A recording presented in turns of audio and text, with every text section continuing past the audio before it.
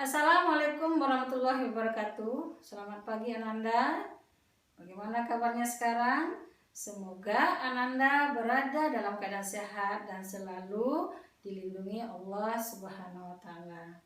Baiklah Ananda, hari ini Ibu akan menerangkan tentang gerak pada tumbuhan.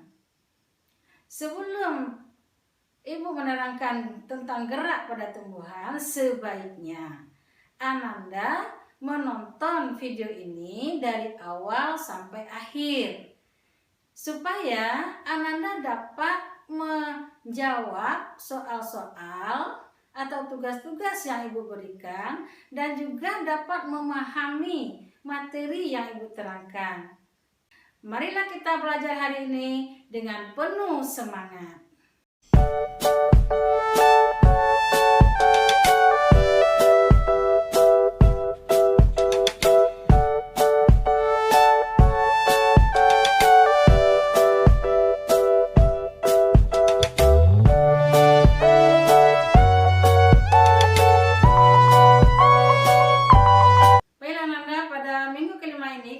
Materi kita yaitu tentang gerak pada tumbuhan dengan tujuan yang pertama menjelaskan macam-macam gerak pada tumbuhan, yang kedua mengidentifikasi contoh dari masing-masing gerak pada tumbuhan.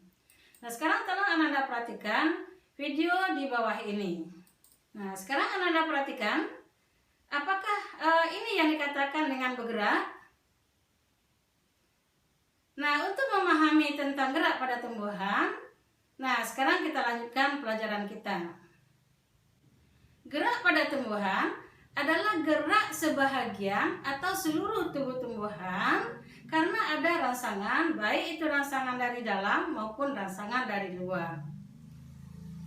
Kemudian jenis gerak pada tumbuhan, yang pertama adalah gerak autonom atau gerak endonom. Gerak endonom adalah gerak karena ada rangsangan dari dalam tubuh tumbuhan itu sendiri atau gerak spontan. Yang kedua, gerak esionom adalah gerak yang dipengaruhi oleh rangsangan dari luar. Yang ketiga adalah gerak higroskopis, adalah gerak yang terjadi karena pengaruh kadar air atau kelembapan pada tumbuhan. Nah, baiklah kita lanjutkan. Yang pertama yaitu gerak endonom.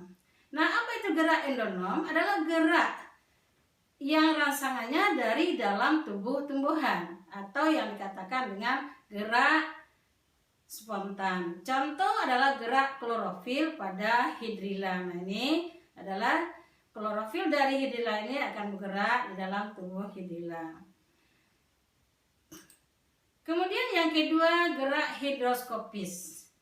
Gerak hidroskopis pada tumbuhan disebabkan oleh kadar air dalam sel tidak merata, mengakibatkan terjadilah pengerutan pada sel tumbuhan. Nah, karena adanya pengerutan yang tidak merata, maka terjadilah pecahnya kulit dari polong-polongan. Contoh, buah polong yang sudah tua akan membuka sendiri. Nah, contohnya yaitu kacang kedelai. Kemudian ada lagi bunga cangkringan. Yang ketiga yaitu gerak esionom. Gerak esionom adalah gerak pada tumbuhan yang disebabkan oleh rangsangan dari luar. Gerak esionom dibagi atas 3 macam. Yang pertama yaitu gerak tropisme, yang kedua gerak nasti, yang ketiga gerak taksis. Nah, sekarang kita lihat gerak tropisme. Gerak tropisme yaitu gerak sebahagian tubuh tumbuhan karena dipengaruhi oleh rangsangan dari luar, yang mana arah geraknya dipengaruhi oleh arah rangsangan.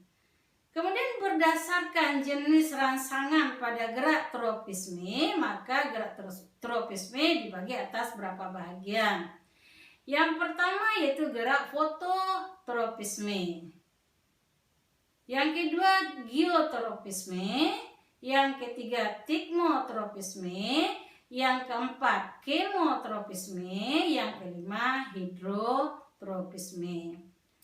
Nah, sekarang kita lihat yang pertama itu gerak fototropisme.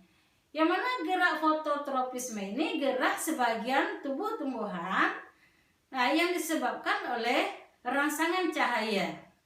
Contoh, condongnya arah tumbuhan ke arah cahaya. Nah, sekarang Ananda perhatikan gambar.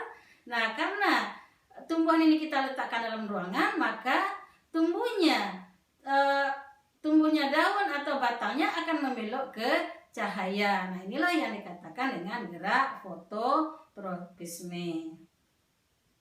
Kemudian gerak fototropisme positif apabila geraknya mendekati cahaya. Sedangkan gerak fototropisme negatif apabila gerak itu menjauhi cahaya. Kemudian yang kedua adalah gerak geotropisme. Yang mana gerak geotropisme adalah gerak sebahagian tubuh tumbuhan karena pengaruh gaya gravitasi. Nah, mana contohnya? Yaitu tumbuhnya akar ke arah bumi. Nah, jadi tumbuhnya akar ke arah bumi.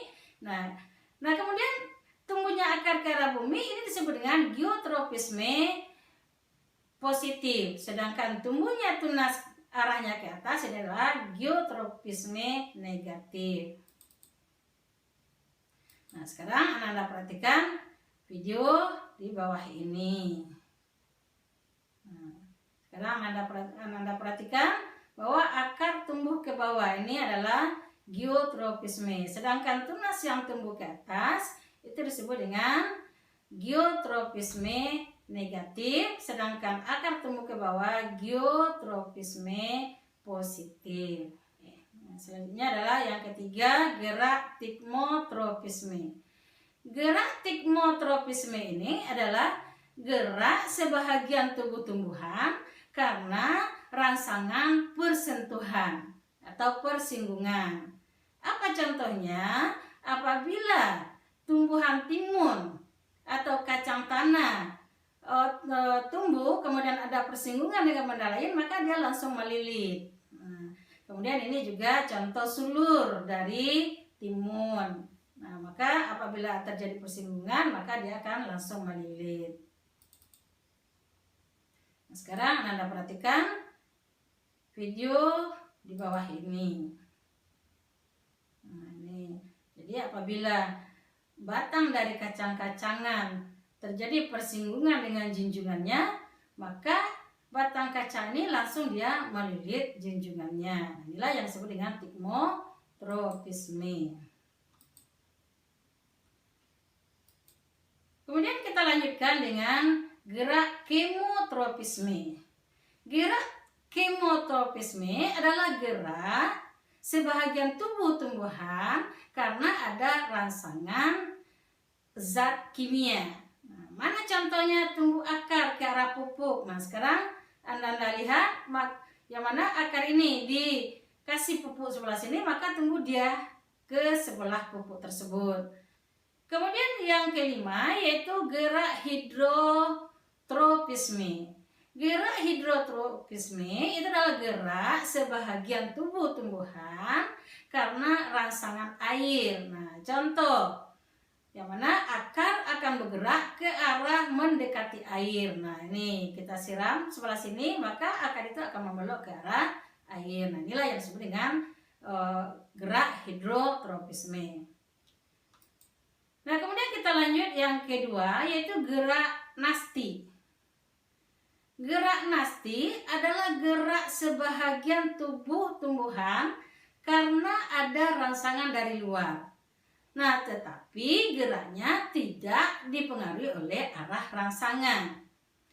Nah, berdasarkan jenis rangsangan, maka gerak nasti ini dibagi atas beberapa bagian. Yang pertama tigmonasti atau seismonasti, fotonasti, niktinasti, kemudian nasti kompleks. Sekarang kita lihat yang pertama, itu gerak tikmonasti atau seismonasti, gerak sebahagian tubuh tumbuhan karena rangsangan sentuhan. Nah, sekarang kita lihat ini Putri Malu. Sekarang kita lihat itu video di bawah ini.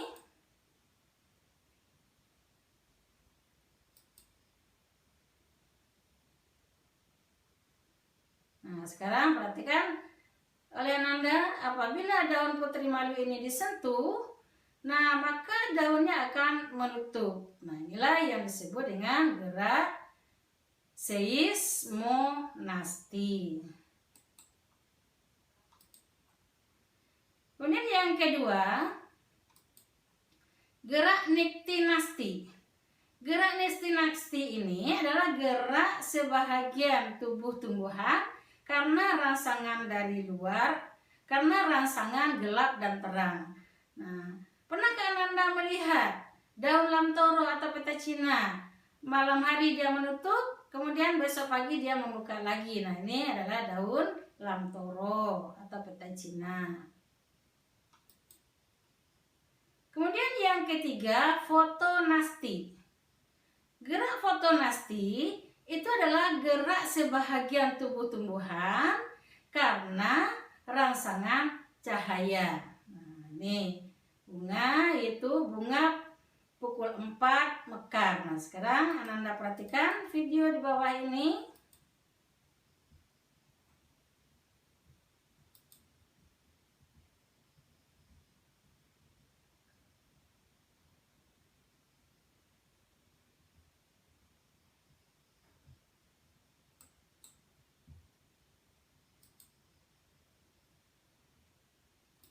Nah, sekarang yang kelima adalah gerak nasti kompleks. Nah, kenapa dikatakan gerak nasti kompleks? Adalah gerak sebahagian tubuh tumbuhan karena rangsangan dari luar.